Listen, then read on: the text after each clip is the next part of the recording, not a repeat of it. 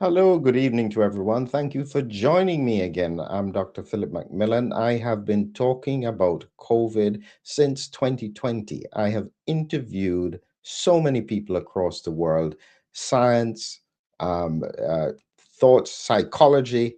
Today we're doing about journalism. And it's one of the questions that I've always wondered about. Why did our journalists lose the ability to do critical analysis during the pandemic? Really strange. And so today I'll be talking with a journalist who is willing to challenge the narrative. And this is Rob Driscoll. I'll bring him in a minute.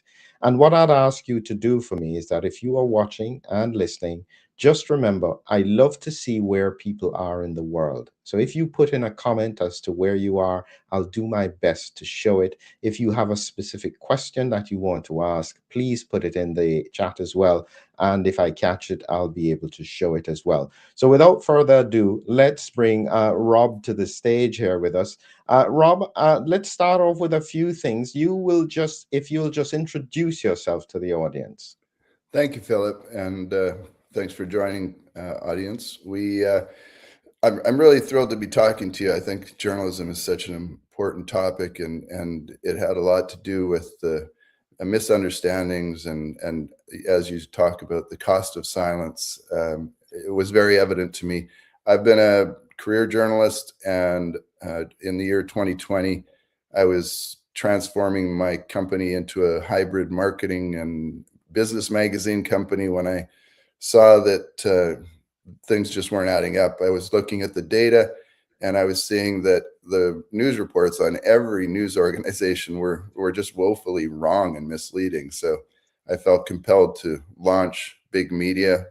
It's ironically called Big Media. We're just a small team of amazing people.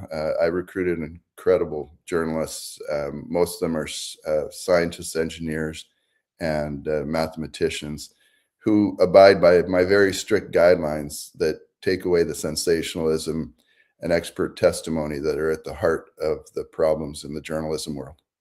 Excellent. So, listen, one of the things I always want to learn about people is that when you have somebody who is challenging the narrative, they oftentimes have a history of doing it. So, in your case, you've been doing journalism for a long time. What were you like as a journalist? Were you one of the ones who just put out the stories, didn't ask too much questions? What were you like? I was a bit of a pain in the ass. I would challenge the editors when I was at the news desk at the Calgary Herald back in the '90s. I would let them know that I disagreed with when a story was running that wasn't balanced or was incredibly biased or was not fair. I would tell them, and they would always just say, just run it, Rob. Don't worry about it.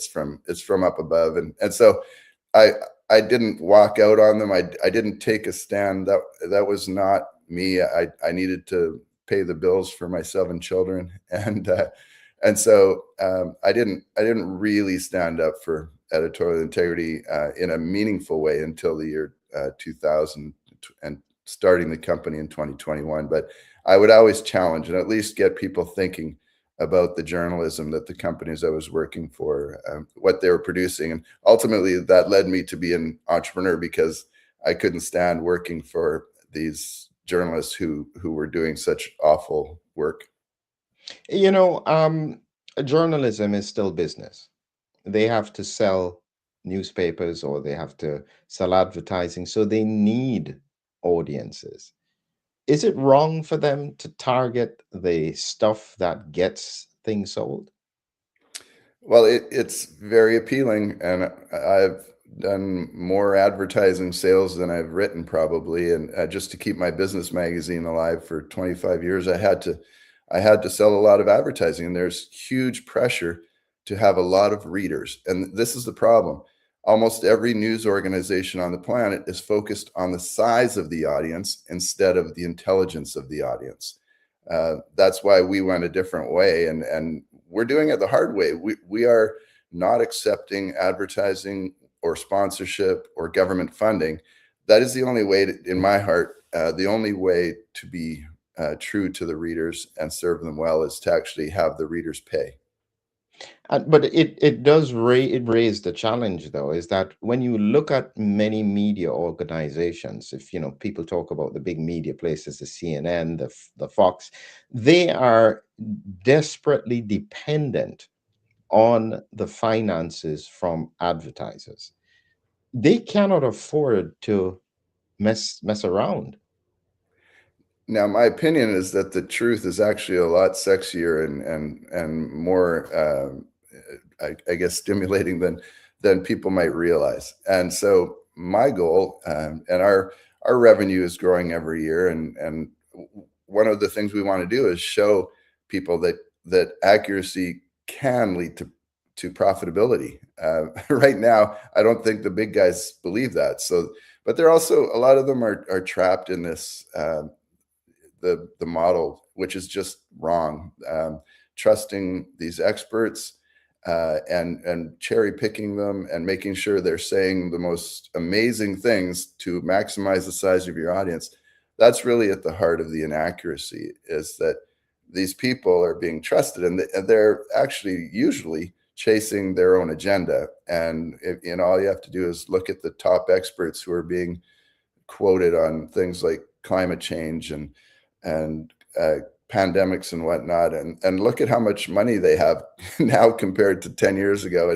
It's unfortunate, but the experts of today are usually, when they're being quoted in the mainstream media, it's not because they're the ones that are going to give you critical context and help educate the audience.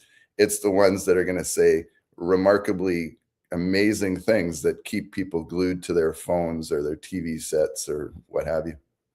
So, in effect, they are selecting the people that draw the best audiences, not necessarily the people who have the best information.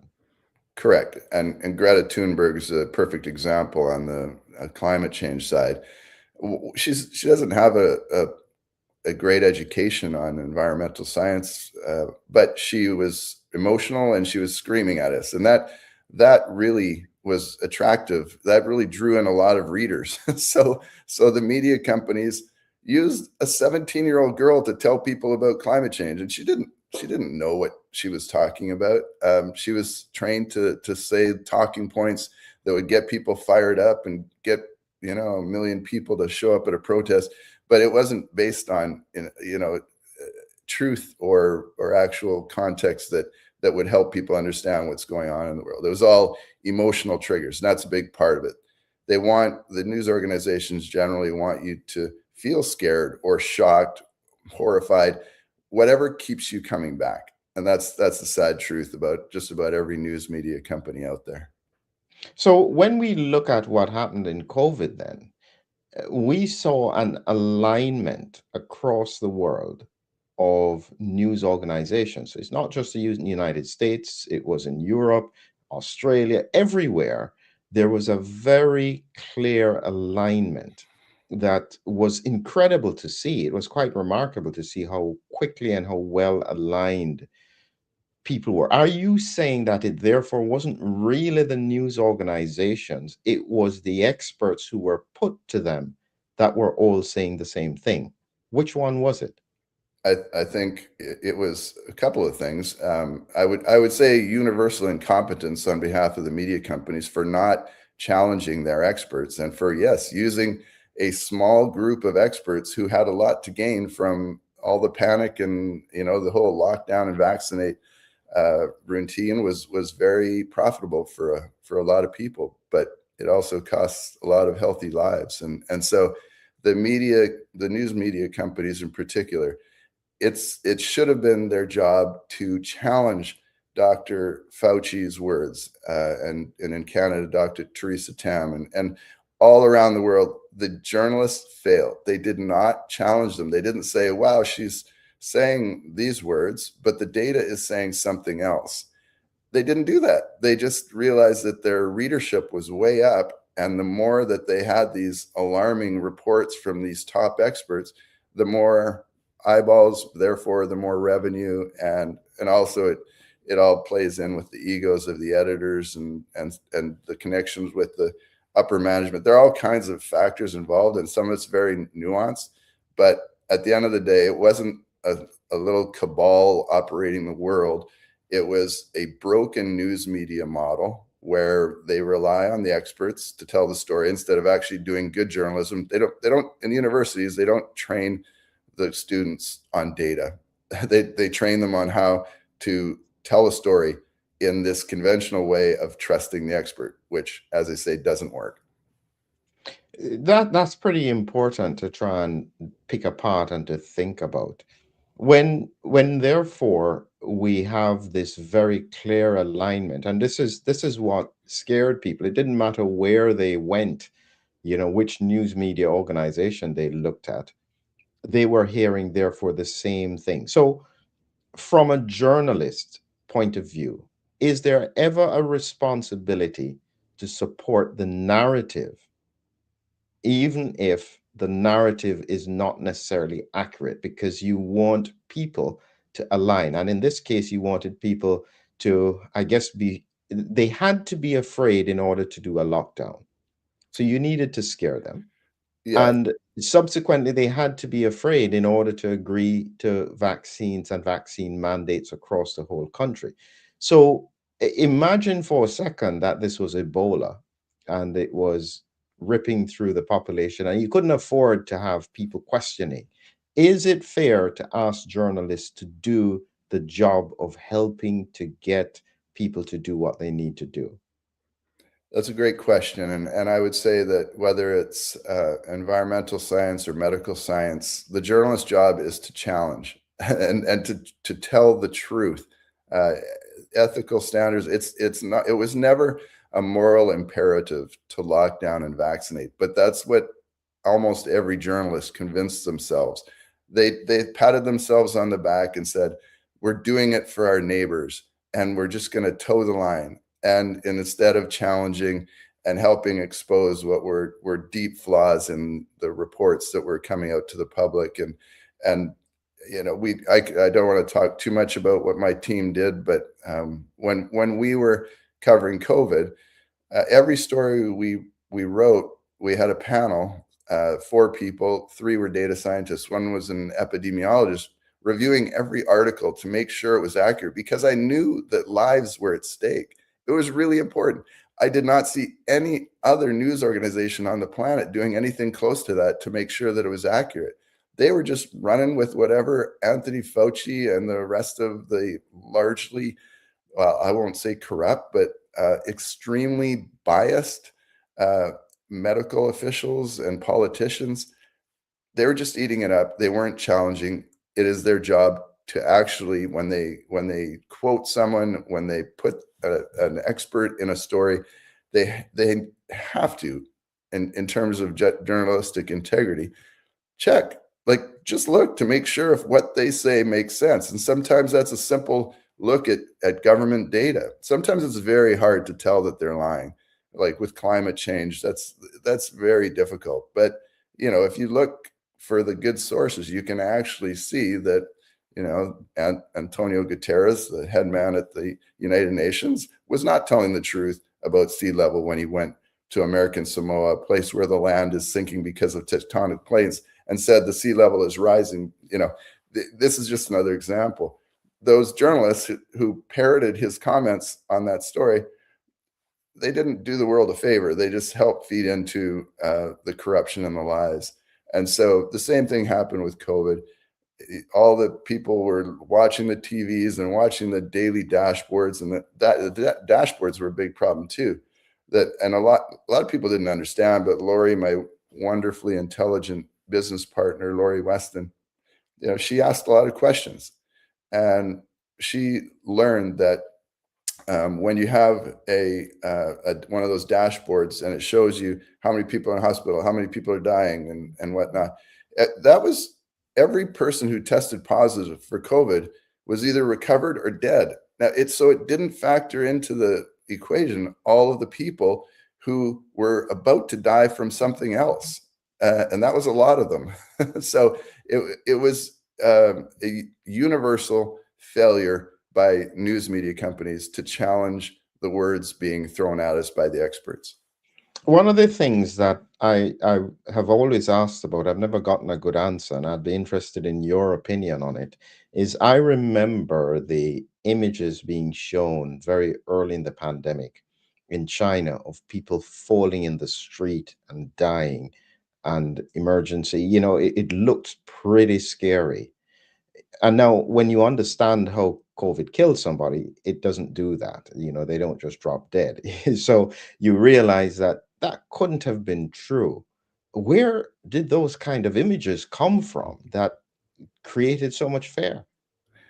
It's sometimes it's completely fake. Sometimes it's old tape. Like I know they did that in New York City, where there was a real a time when it was crowded in the emergency room, and then it died down. Like it really died down. But they kept using tape and audio from the time when it was at its peak chaos. Right. So Northern Italy, New York City, yes, they did have times where there were a lot of very old, unhealthy people coming to the hospital and putting extra pressure on the resources. But we it didn't last as long as they reported. And I mean, I had one post that I did on social media that went viral, and I just said, out of 4.4 million people in my home province of Alberta, there are currently 44 people in hospital who have tested positive with COVID-19. Not 44,000, not 4,400, 44. And I just said, let's pay attention to the numbers. These are government numbers that are right there for you. And this thing was going all around the world, and I was hearing from people in the UK and Australia, and a lot of them were attacking me, say how dare I endanger their kids' lives by spreading these lies, and but I would just calmly say, let's look together at your data from your country, and we would see that, oh wow, it's not nearly what is being reported. And then I did a post, and by the way, these posts all got deleted by the social media companies, but they did have their time before. And I did another one where I showed that Alberta at that time, when everyone was freaking out, had 4 hospitals with acute care for every one person in hospital with COVID-19. But that's not what we saw in the news. Yeah, I mean, it is one of the, I don't know if to say the word, the secrets. The truth is that even at its peak with regards to COVID, primarily the hospitals were full in the intensive care and on the respiratory wards. There were some places like in Italy, because they got hit, they were just overloaded. But once the lockdowns had been done and nobody was coming into hospital, you would find that most parts of the hospital were pretty empty, and except for the specific wards that had a lot of COVID patients. That is the truth. Nobody really talks about it too much, and uh, again, that probably would never have been highlighted in the news if you hadn't mentioned it. And part of the, I guess, part of the reason was that everybody wanted people to continue to take it seriously because you had the countries locked down at the time. If people thought there was no need for it, they wouldn't have locked down. Any thoughts on that? Uh, well, right from the start, the threat was exaggerated, and Lori, again, my partner, she did an excellent job discussing the relative lethality of COVID early on, and so people who read that article understood that it wasn't a major threat to healthy people. Even healthy older people were not at risk of a major, like a severe outcome. Um, so the level of threat from the start was grossly exaggerated by the medical officials, and eventually they realized it, but they doubled down instead of actually going whoops. So the media, the politicians, the medical officials, none of them said, "Oops, we blew it."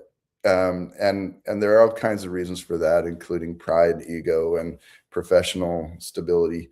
But the fact is, they really got it wrong. And some of the work that we did showed that a lot of the excess deaths, so the deaths above and beyond what could normally be expected for the years 2021 and 2020, were happening with people in the healthier age groups, 20 to 59, and that there were some excess deaths in the older groups, but they were people with multiple comorbidities by and large. And so if people knew this, they wouldn't have panicked so much. They would have kept their children active and living, and we wouldn't have had as much collateral damage if people actually had the critical context that we were providing, but almost nobody else was. And just one footnote on that is that we were broadcasting all these results on social media, and a lot of times it was either shadow banned or deleted entirely. I was actually for a while I was banished from LinkedIn for saying a completely accurate post that was backed up by government data. And so the Biden administration in the U.S. actually, this is now well known, and Mark Zuckerberg came out and apologized to all of his Facebook and Instagram users who were prevented from seeing a lot of important, I call it facts. The US government was calling it disinformation, but they pressured all the major media companies to censor the information. So it wasn't just the gullible populace, and it wasn't just terrible editors and executives and reporters at the news companies. It was also a concerted effort by some political people who wanted to, to drive home that this is where we need to go. We need to lock down. We need to get everybody vaccinated, and that was gross overreach by the government, and now we're coming to realize why it happened. So I put you in as the editor or even the CEO of one of these big news organizations. Shareholders are involved, the board is involved. They want you to continue to put these stories there because it's beneficial to their readership, their listenership. They get the advertising revenue. I don't particularly care, Rob, that you have an opinion on it. Just do what you need to do for the organization. What do you do? Well, at this point in my life, I say, no, I won't do that. And I end up getting fired. And then I go start my own organization and hopefully build that up and take over. So it unfortunately, most people just toe the line and are more worried about their career path than they are the public good. It's a sad truth. So I hope more people stand up. If you've seen the movie Spotlight about the Boston Globe's coverage of the sexual abuse in the Catholic Church, it's an amazing movie about a true story. But it took a very courageous editor to be placed in because they'd been sitting on the news, the Boston Globe that won all these awards. They they should have been raked over the coals for not doing it early because they were given the information early on that would have essentially ended it and or at least helped stop people from being sexually abused. But they didn't run it until they finally got one courageous, I guess, managing editor. Anyway, if you haven't seen that movie, I think it's very insightful in terms of how the media world works and how it does take courage, and that ultimately it's good for the world when you stand up and do the right thing. Absolutely. Well, one of the comments that was made that I don't know if you had any thoughts on it at the time was this, which very early on was treated very much like a conspiracy. It was strongly denied by the scientific community, and it only came back when some evidence that was pretty strong, maybe a year and a half later, kind of challenged it. Any thoughts about this kind of thing? Uh, well, in terms of the original story that came out about the how COVID came to be, there's so many steps along the way where it was just outright lies by a group, and it was very easy to manipulate the public because they had the governments on their side, unfortunately, and so with uh, if you're wondering about um, the the natural course of the virus, and some people wanted to believe that it was from a bat at a market, and it was just coincidental that COVID came from an area right beside the Wuhan Institute of Virology, the lab there. I mean, that was so obvious to me right from the get go. And so there are so many parts of the story that were just fabricated. And thankfully, there are some really great journalists who are tackling that. Our team doesn't really go into the he said, she said part of it and dive into the emails and whatnot. But there are people out there doing that who are helping reveal the terrible way that we were manipulated throughout the pandemic. So a lot of people would say, okay, they made some mistakes early on in the pandemic, fine, maybe they get away with it. Can't we just move on? Why do we have to rehash all of the stuff that was done at that time? Can't we just put it behind us and move forward? That's a very dangerous attitude that a lot of people have, and I've written just that. Like, a lot of people don't want to talk about COVID, but it needs to happen because and it hurts. People hate to be wrong, and it hurts their ego. And a lot of times, people will actually put their children at risk before they admit that they may have made a mistake the first time around, and that's a really sad thing when I see that. But when you have uh, people who don't want to talk about it, what I say to them is like, it could happen again. We need to understand what went wrong, how we were misled, and we've touched on a number of these issues, but there's much more to it. We need to put pressure on politicians, medical officials, and I would say especially news organizations and journalists to actually do a better job.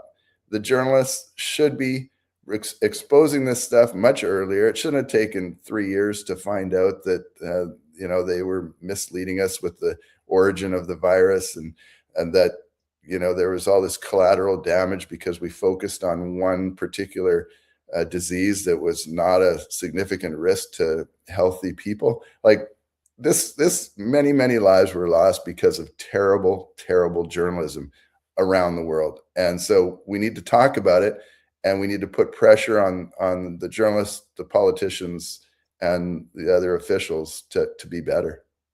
One of the big issues for me, from a clinical point of view, because I'm less concerned about the who was right, who was wrong, but one of the biggest for me is the fact that people are still dying in numbers that don't make any sense.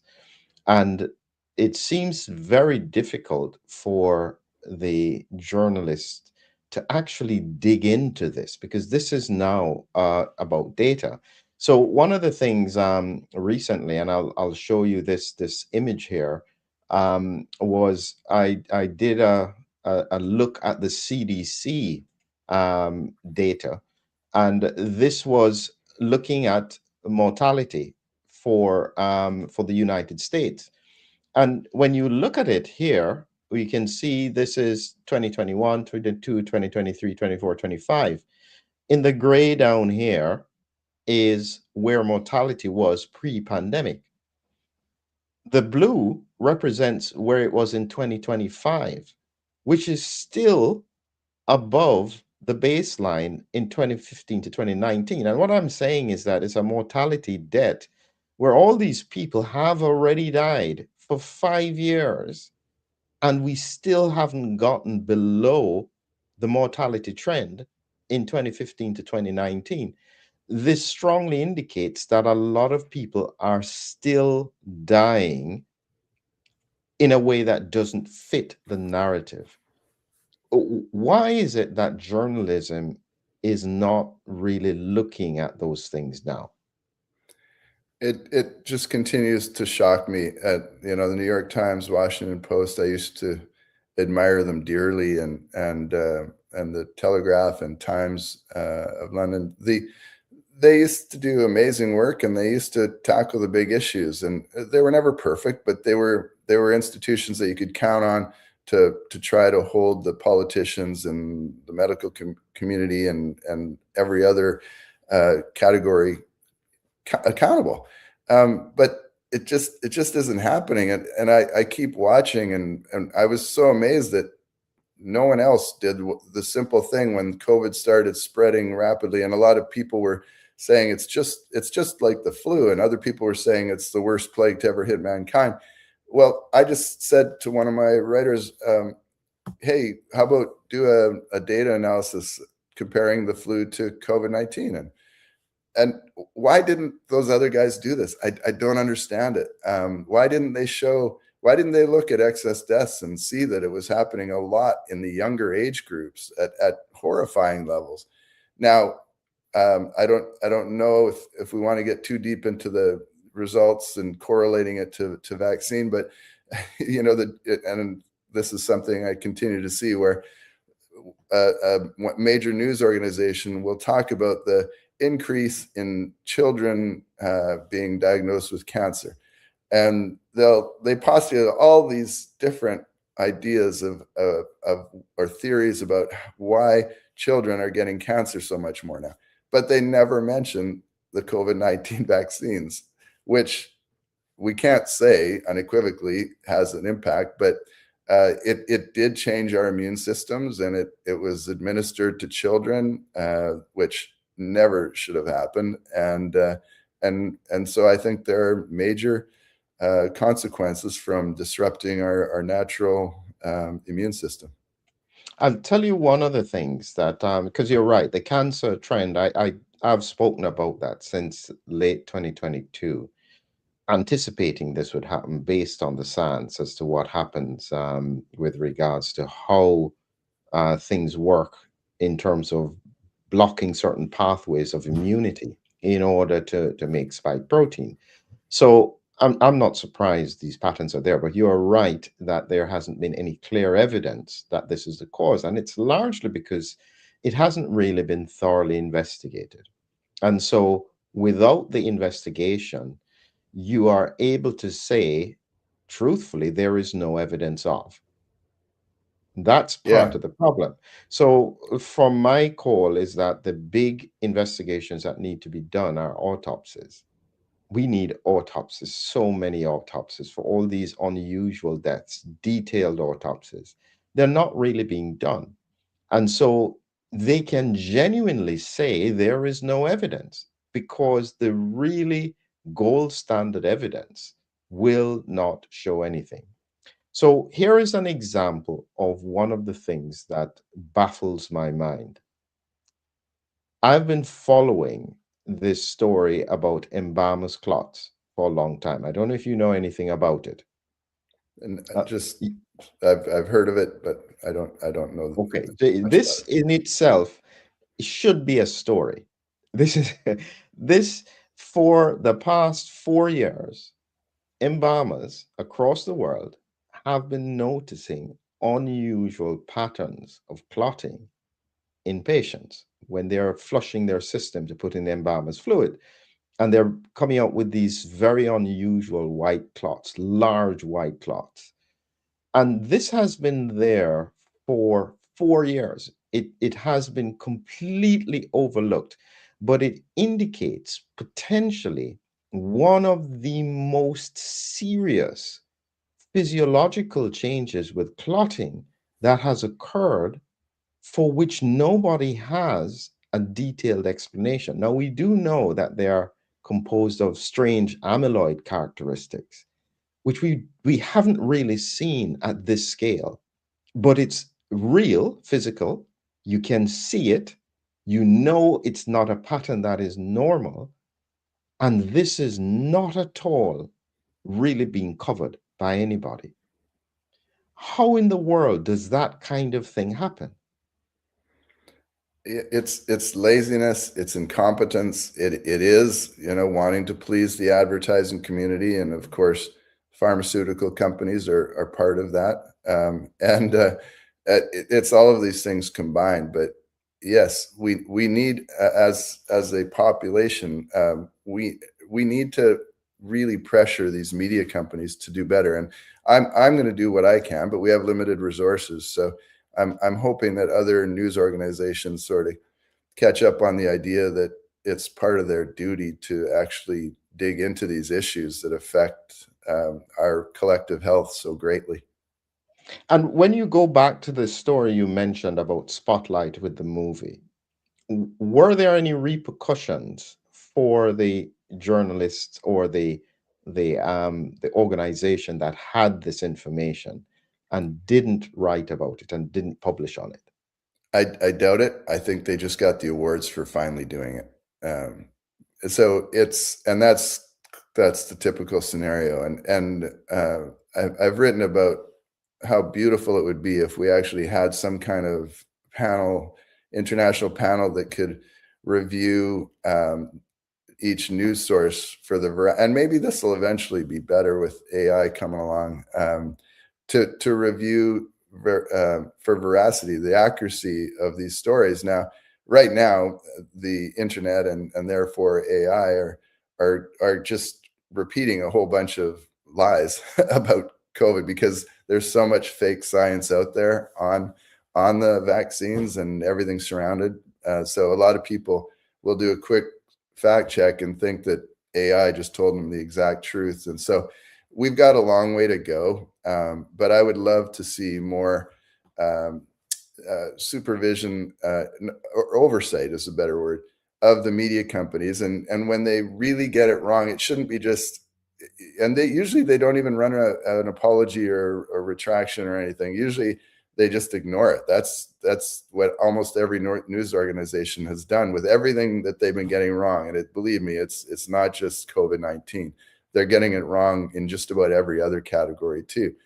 But nobody looks back and says, "Hey, you guys got it wrong. You got to like do a front page apology and say what you actually found out." Nobody does that, and so the half of the population at least goes on thinking that we're in the throes of a climate catastrophe and that the lockdown and vaccinate response to COVID was exactly what we should be doing.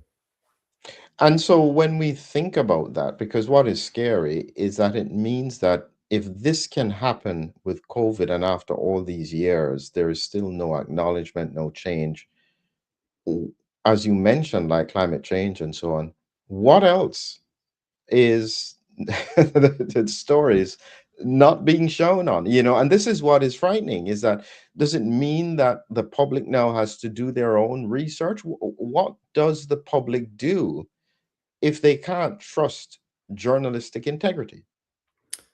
So there are other people out there. Some of them are on Substack, and there are a few decent news organizations that are still doing good journalism. So what we need to do is find out where the good sources of information are, because most people don't have the time to do the research that I do and that my team does, especially.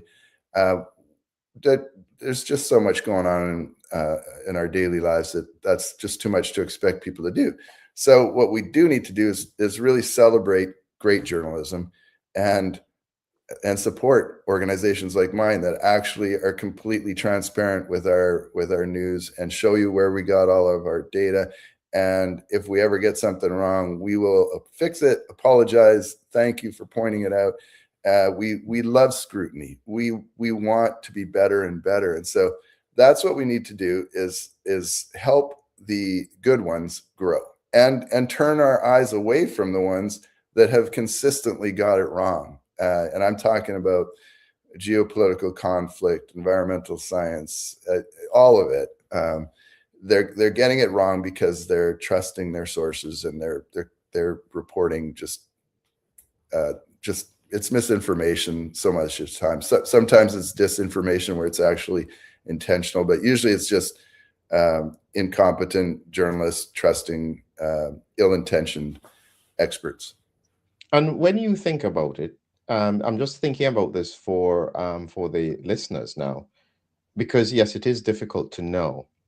How would you give a simple piece of advice for whatever story?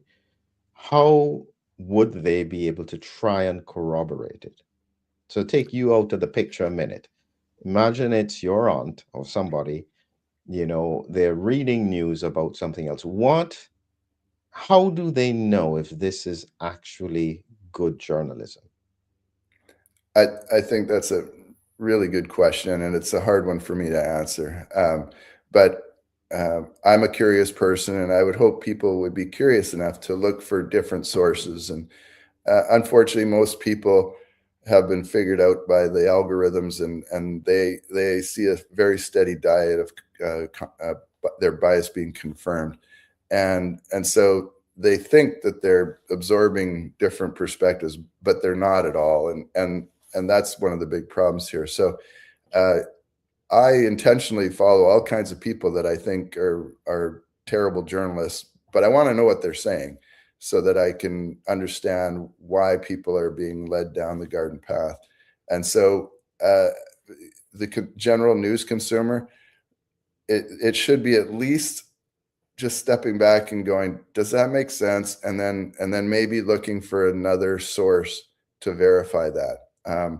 A lot of people won't even take the 30 seconds to do that. I'll use the big story that's running around with the ICE agent shooting the woman, the mother. I think she's a mother of 3 or 4 kids, and depending on what news source you look at, they're going to show the camera angle that makes either the driver of the vehicle look like she was unjustly shot, or another news organization is going to show you the body cam that really makes you think that ICE agent's life was in danger. Well, if you look at all of it, then you realize it's an awful situation.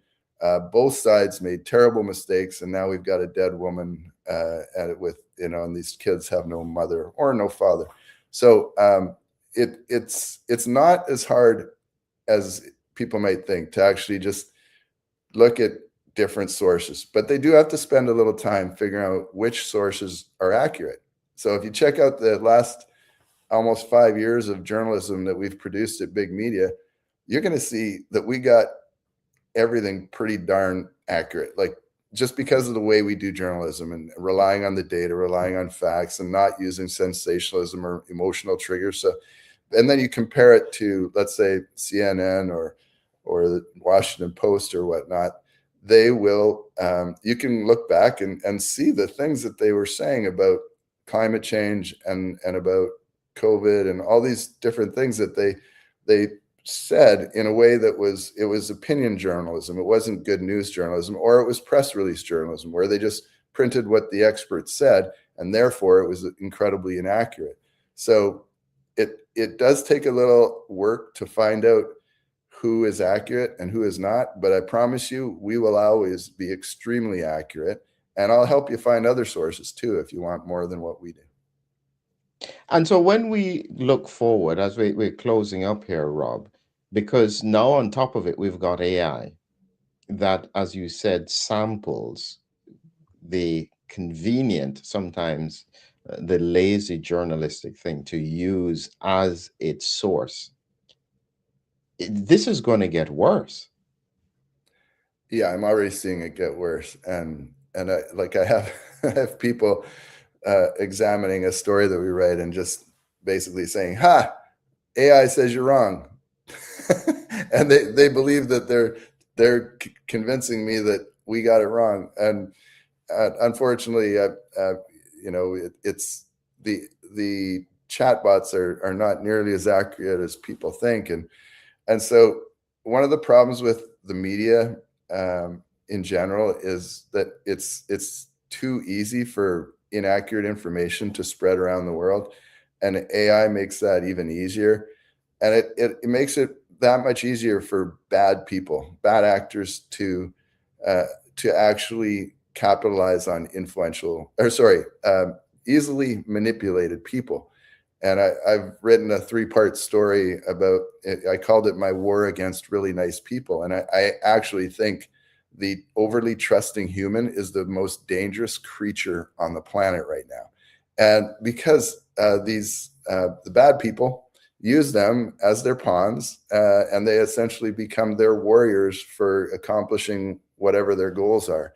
So it used to be okay to be a really nice, trusting person 30 years ago. That was totally fine, and you could go through life and you wouldn't do any harm.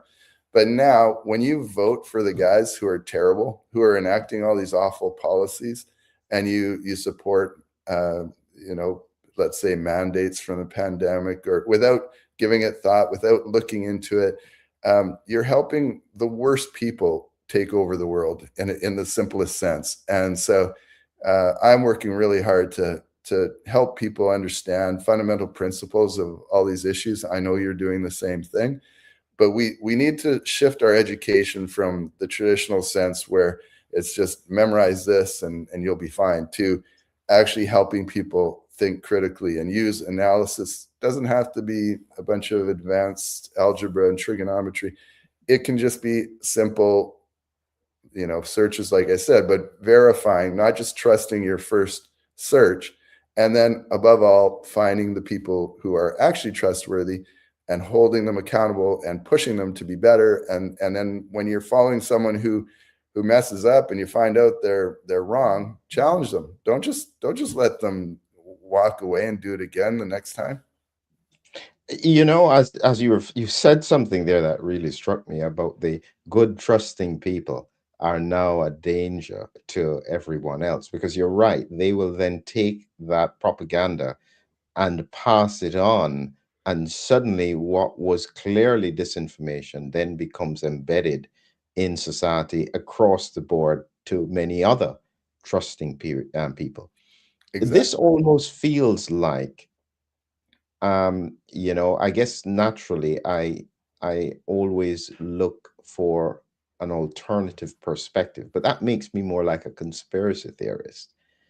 Are we saying that people need to become more like conspiracy theorists? We have to question. We have to think critically, and not just believe whatever we're told. And one of my children is a school teacher, and I've talked to her about this.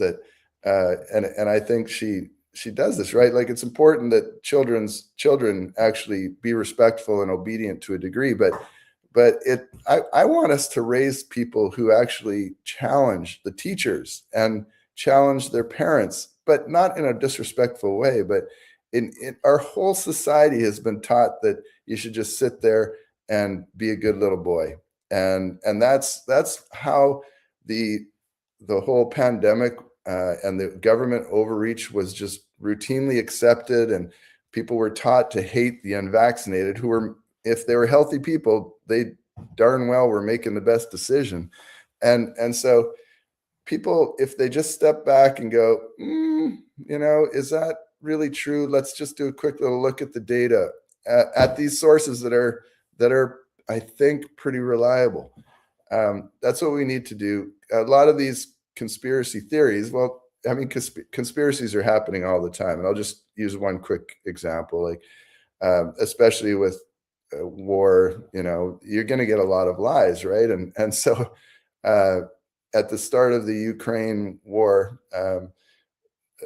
President Zelensky told the media that the Russian soldiers had gone to Snake Island, this little depot, and the Ukrainians bravely told the Russian warship and the people on it to go F themselves, and then were immediately slaughtered. That's what the president of Ukraine said. Well, a lot of media just picked up on that and ran it as if that actually happened. Well, I know enough to just sit back and go, well, let's see if there's any way to find out if this is true. And eventually we find out that actually the soldiers were just captured and nobody was killed. So it so much of it is disinformation. Some of it is true, but if we think critically, the truth is usually not as hard to find as we might think. And so we just need to give ourselves a little more credit, question things a little. It doesn't mean you have to, you know, believe and go down every rabbit hole and stop believing everybody and everything. It just means you have to work a little harder to put people in your life, including the media, that actually deserve your trust and your time. Wow, I think that's really, really important. So, Rob, what I want you to do is I want you to close out. That was like a nugget you gave there, but just to give the audience the general principles of, if I now did, if we had an organization that was a body overlooking journalism and being able to say, okay, we want to get it better. We want to try and get true journalism back.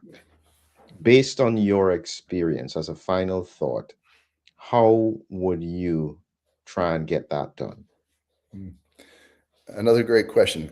I certainly wouldn't take a bunch of editors, like it's and I'm going to equate it to the medical community again. Like when you have a bunch of career medical people deciding if vaccines should be taken, that's a recipe for disaster. Of course, they're going to be tending to side with the pharmaceutical companies that have made them rich. So I would take independent people who have hopefully have integrity in a variety of different areas, and it could just, it could be someone who's a phys ed teacher, whatever, but just is very interested in media. Get people outside of media to actually monitor. Obviously, it helps if you've got some acumen in terms of data and science and whatnot. But really, a lot of the facts are right there. And if we just had a group of people that were from outside of that industry, we could see how ridiculous it is that our news organizations around the world have been so grossly inaccurate, and in desperate need of change at the end of the day. Wonderful, wonderful. Just a reminder to everyone, and that Rob is at bigmedia.ca. And yes, we really appreciate people who give honest and challenging assessments of what is going on in the world. So we really appreciate that, Rob. And it shows us the challenge that we have going forward. I think the lesson that we can all take from this is that this is not just about the COVID pandemic. The COVID pandemic has highlighted something that was always there. The responsibility for all of us now is to ask a little bit more of the stories and the news we have been told. Challenge it, make sure that it makes sense. That's our responsibility, to not be just as trusting as we have been, but learn to critically analyze everything that we've come up against. So thanks again, Rob, and I thanks everyone for being with us. And I'll ask you, Rob, to just hold on with me for a minute and a half while I play the outro. Thanks, Phil. Okay.